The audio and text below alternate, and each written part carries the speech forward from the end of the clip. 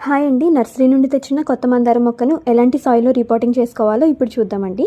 మీకు ఈ ముద్ద మందారం నచ్చిందో లేదో కామెంట్ చేయండి తప్పకుండా. సాయిల్ కోసం నేను 50% మట్టి, మొక్క బాగా పెరిగి పువ్వులు పూయడానికి 25% వెర్మి కంపోస్ట్, తర్వాత మట్టి బాగా గుల్లగా ఉండడానికి, మట్టిలో నీళ్లు నిలవ ఉండకుండా తొందరగా డ్రైన్ అవ్వడానికి 12.5% ఇసుక కలపండి. తర్వాత మిగిలిన 12.5% కొబ్బరి పీచు, కోకోపీట్ కానీ రైస్ హస్క్, వరి పొట్టు అలాంటివి కలుపుకోండి.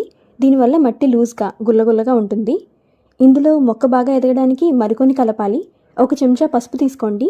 దీనివల్ల మట్టిలో ఫంగస్ పురుగులు, నత్తలు, శంకు పురుగులు అలాంటివి రావు. తర్వాత వేపపిండి 2 చెంచాలు కలపండి. దీనివల్ల నెమటోడ్స్ ప్రాబ్లం రాదు. అలాగే ఇందులో ఉండే నైట్రోజన్, ఫాస్ఫరస్, పొటాషియం మొక్కకు మంచి ఎరువుగా పనిచేస్తాయి. ఫెర్టిలైజర్గా పనిచేస్తుంది వేపపిండి. తర్వాత 1 చెంచా ఎప్సమ్ సాల్ట్ కలపండి.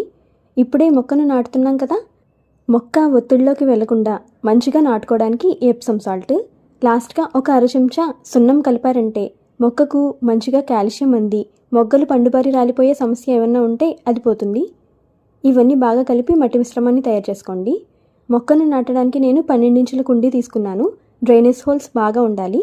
ఇప్పుడు మొక్కను మనం తయారు చేసుకున్న మట్టి మిశ్రమంలో ఇలా నాటిస్తే సరిపోతుంది.